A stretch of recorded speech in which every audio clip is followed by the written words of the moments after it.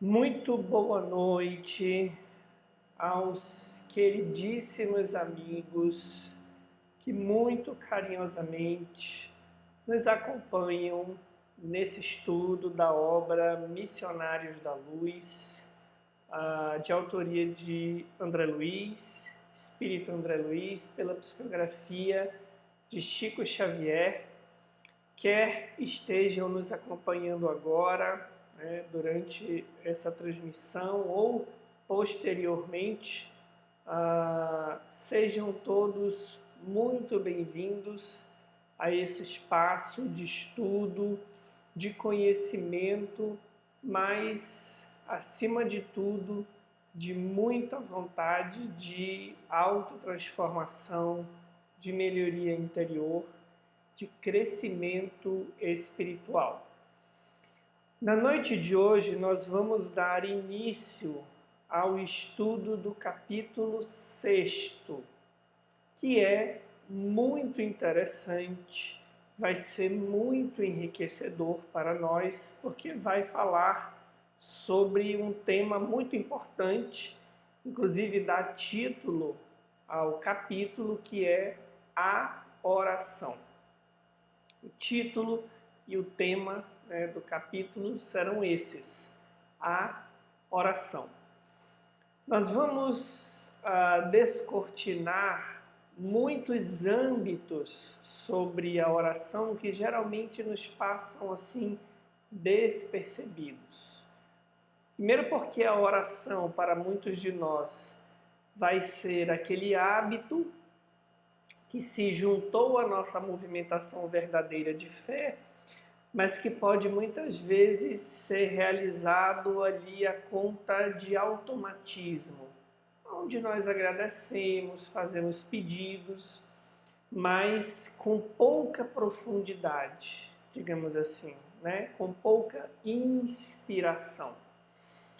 Então, esse capítulo vai descortinar para a gente novos olhares sobre o processo, sobre o mecanismo, sobre a importância da oração. Muito bem. Na continuidade aqui da cena que estávamos analisando, naquele diálogo entre a mãe, o filho mais velho e a irmã mais nova, nós vamos ter agora a ida desse rapaz para a sua residência. Antes de André Luiz ser convidado a ir com ele para continuar o seu trabalho de observação, nos bastidores ali da vida no mundo espiritual, ele vai colocar para nós, leitores, alguns incômodos, algumas reflexões sobre o seu olhar de médico para esse problema do vampirismo, que é um problema que nós estamos analisando já há vários capítulos. Desde a saída dos integrantes da reunião mediúnica, que compareceram ali muito na conta de necessitados, mais de necessitados do que daqueles que pudessem realmente contribuir, que foram atenuados os efeitos, nos quais foram atenuados os efeitos do vampirismo.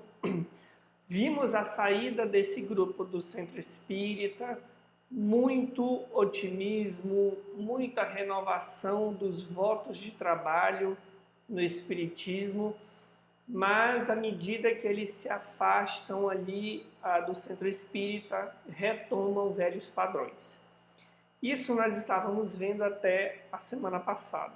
Agora nós vamos acompanhar a ida desse rapaz para a sua residência. E aí André Luiz então vai comentar da sua preocupação, do seu olhar de médico para com essa problemática do vampirismo.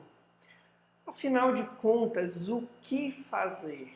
Lembrem-se que nos capítulos anteriores ele faz uma série de questionamentos a Alexandre sobre várias opções, de esclarecer os encarnados, de retirar os espíritos obsessores de perto, de instruir os espíritos obsessores. E aí Alexandre faz uma série de ponderações que, em síntese, dizem para André Luiz que o mais justo e, na verdade, o único meio realmente efetivo é a transformação daqueles que ali estavam, né? Então, seguindo essa cena, a partir dessas preocupações de André Luiz, alguns parágrafos após o início do capítulo, ele vai nos dizer assim: à nossa frente caminhava um enfermo diverso. Sua diagnose era diferente. Escapava ao meu conhecimento dos sintomas e aos meus antigos métodos de curar. Vejam que ele está fazendo uma comparação com os pacientes que ele atendia na Terra, a partir do olhar que ele está direcionando para essa problemática que é espiritual. No entanto, era paciente em condições muito graves.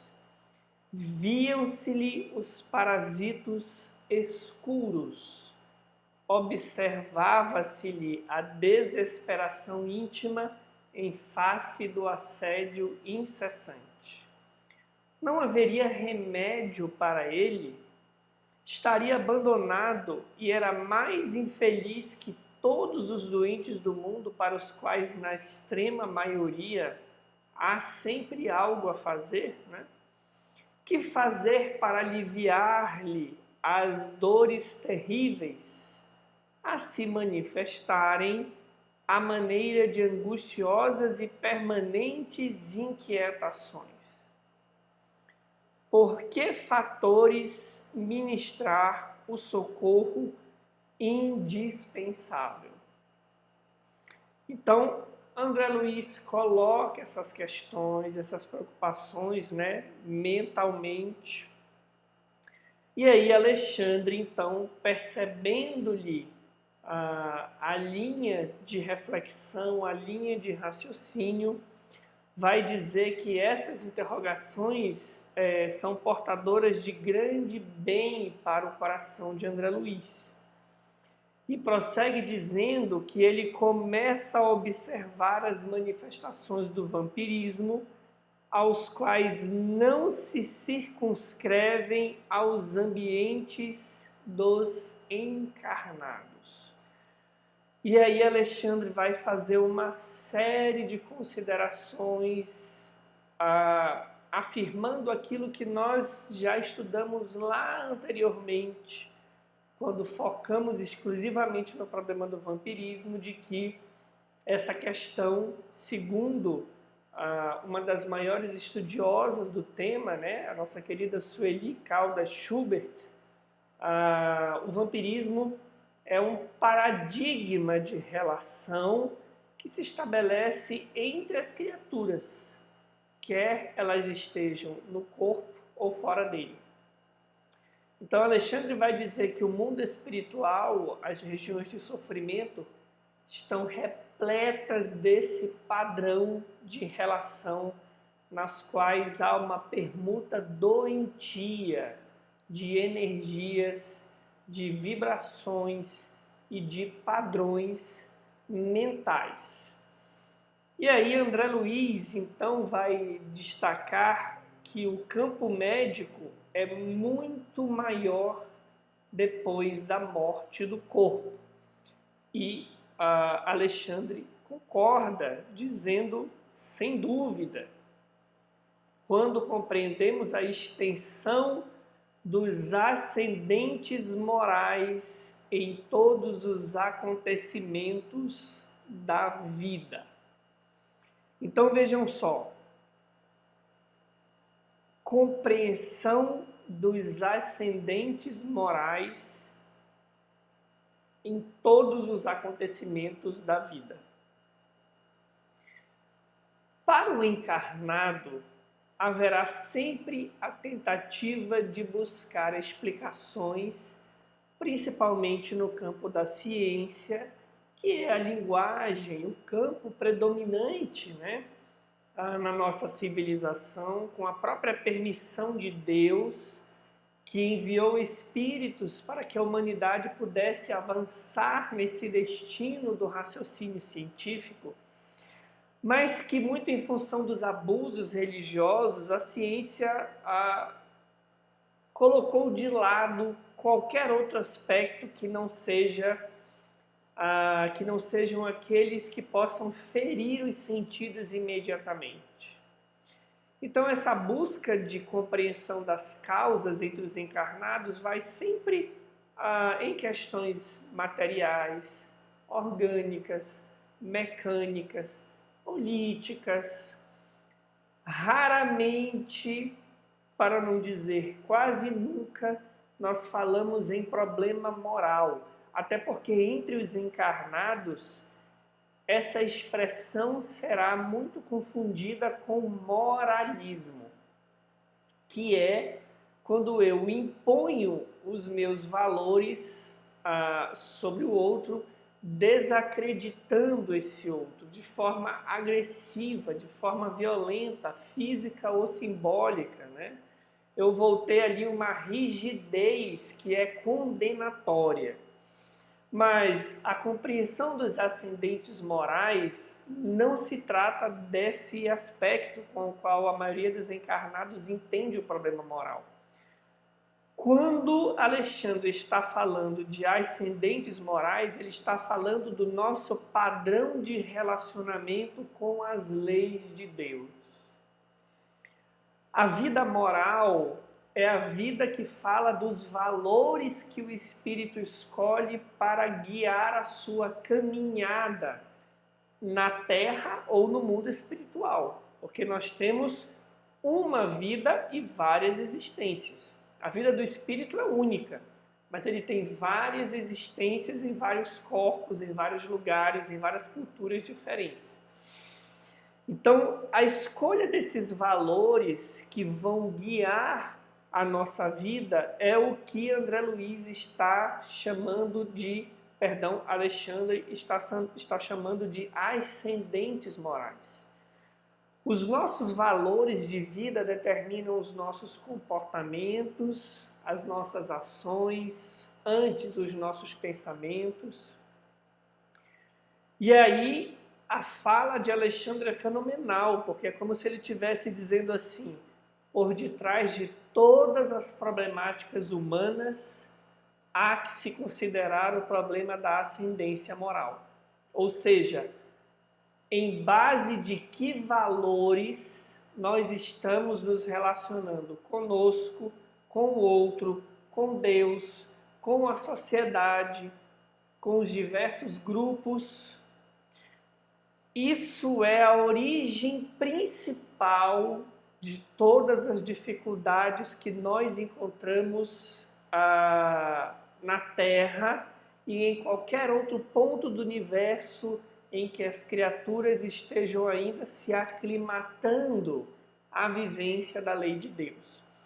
Todos os sofrimentos sociais, né, individuais, emocionais, físicos, vão ter uma ascendência moral que precisa ser compreendida. Por isso, André Luiz está dizendo, o problema de saúde, o problema do vampirismo, saúde espiritual e do vampirismo, da obsessão, é muito mais amplo do que a ciência do mundo pode considerar. E mais lá na frente, ele diz assim: quanto ao combate sistemático ao vampirismo nas múltiplas moléstias da alma, aqui também, no plano de nossas atividades, não faltam processos saneadores e educativos de natureza exterior, aqueles que vêm de fora para dentro do espírito.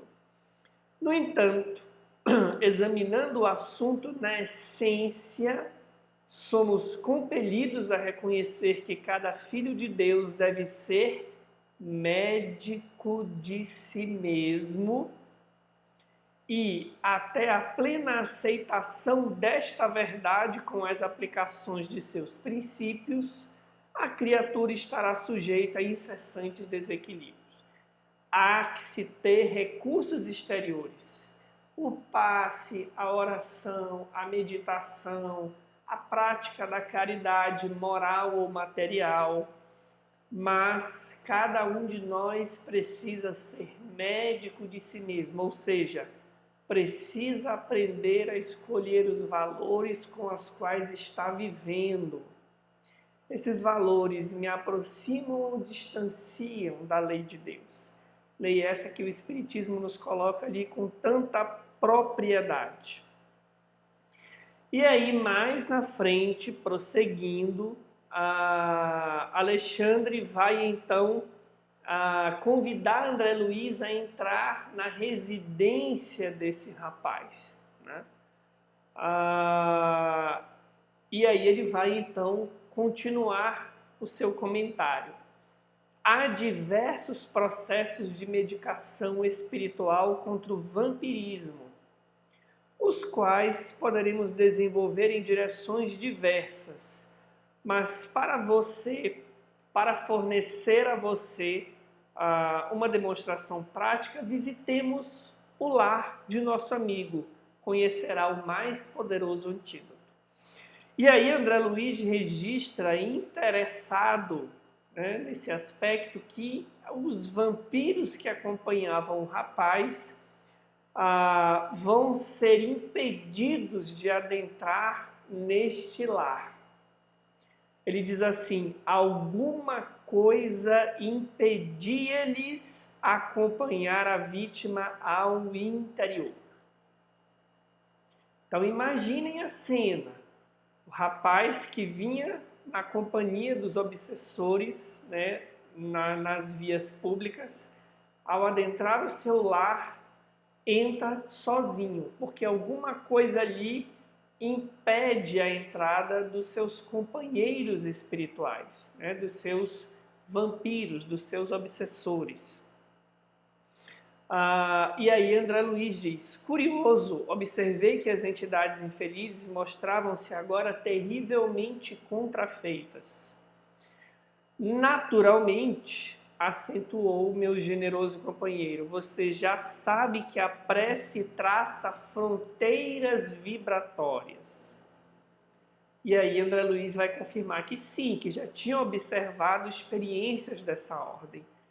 Aqui, diz Alexandre, reside uma irmã que tem a felicidade de cultivar a oração fervorosa e reta. E aí, André Luiz, então, entra e registra com Alexandre a paz que reinava naquele ambiente. E aí, então, Alexandre vai proferir um comentário que é de uma beleza profunda. O lar, disse, não é somente a moradia dos corpos, mas, acima de tudo, a residência das almas. Nós esquecemos desse aspecto. Nós nos preparamos muito para ter um lar voltado ao conforto do corpo, mobília, iluminação, água quente, lençóis macios, sofá aconchegante, espaço de trabalho apropriado. Mas nós esquecemos muitas vezes que quem entra ao lar primeiramente é o espírito, que é a nossa essência, quem nós somos. Então ele vai dizer que o lar não é somente a moradia dos corpos, mas acima de tudo a residência das almas. O santuário doméstico que encontre criaturas amantes da oração e dos sentimentos elevados converte-se em campo sublime das mais belas florações e colheitas espirituais. Nosso amigo não se equilibrou ainda nas bases legítimas da vida depois de extremas vacilações e levianas experiências da primeira mocidade. No entanto, sua companheira, mulher jovem e cristã, garante-lhe a casa tranquila, com a sua presença, pela abundante e permanente emissão de forças purificadoras e luminosas de que seu espírito se nutre. Então, meus amigos, a esposa desse rapaz é uma alma de profunda espiritualidade. Guardemos a certeza de que quando o Alexandre fala de mulher jovem e cristã, ele não está falando que ela adere a um culto de natureza dogmática, obrigatória, né? Ele está falando que essa mulher realmente vivencia o Evangelho em si mesma, de que ela se nutre das vibrações dessa vivência do bem. E que, em função disso, o seu lar é uma fortaleza espiritual que impede até mesmo a entrada dos obsessores que acompanham o seu marido, ainda que seja por conta dele a presença dessas companhias infelizes. Então vejam que coisa sublime, né? E aí, para a gente enriquecer um pouco essa análise da oração que vai perdurar por mais um estudo, não somente hoje, eu gostaria de começar trazendo, fazendo uma relação com o capítulo da obra Pensamento e Vida intitulado Oração. É o capítulo 26. Essa obra Pensamento e Vida é de autoria do Emmanuel. Quem quiser ler o capítulo todo depois, eu recomendo, porque é muito interessante e muito enriquecedor. Então, quando o Emmanuel vai falar da oração, ele nos diz assim: orar é identificar-se com a maior fonte de poder de todo o universo, absorvendo-lhe as reservas e retratando as leis da renovação permanente que governam os fundamentos da vida. Olha a densidade dessa explicação e ao mesmo tempo a sua simplicidade, gente. Quem ora identifica-se com a maior fonte de poder de todo o universo, que é o amor de Deus, as energias divinas. Nós absorvemos essas reservas que retratam as leis de renovação que governam os fundamentos da vida. A prece impulsiona as recônditas energias do coração, aquelas lá do fundo. Por isso que a prece, como hábito, ela faz muito pouco. Se ela não movimenta as nossas energias mais profundas, ela não tem alcance espiritual. Libertando-as com as imagens de nosso desejo, por intermédio da força viva e plasticizante do pensamento. Imagens essas que, ascendendo as esferas superiores, tocam as inteligências visíveis ou invisíveis que nos rodeiam, pelas quais comumente recebemos as respostas do plano divino, porquanto o Pai Todo-Poderoso se manifesta igualmente pelos filhos que se lhe fazem bons. A vontade que ora tange o coração que sente, produzindo reflexos iluminativos, através dos quais o Espírito recolhe em silêncio, sob a forma de inspiração e socorro íntimo, o influxo dos mensageiros divinos que lhe presidem o território evolutivo, a lhe renovarem a emoção e a ideia com que se lhe aperfeiçoa a existência. Em síntese, a prece não é essa movimentação que a gente une as mãos e faz uma série de pedidos a Deus, agradece, já quase dormindo, deitando, com pressa para acabar rápido. A definição que Emmanuel está dando é uma ligação que se estabelece do mais recôndito do nosso ser até as esferas mais sublimes. É uma movimentação que começa no nosso desejo, na nossa vontade. Vejam só, vem de dentro, movimenta as energias que são o cerne do Espírito, que segundo a definição do Livro dos Espíritos é centelha divina. Então, essa movimentação começa do âmago do nosso ser, se espelha no nosso pensamento, que é plástico, que tem forma e que é projetado para as esferas superiores, alcançando as inteligências que estão a serviço do Criador e que vão responder a nós outros pelo silêncio e pela calmaria, seja pela intuição ou seja por circunstâncias, os nossos pedidos. Então não dá para a gente achar que a prece está fazendo sentido se a gente não sente uma mobilização das nossas energias.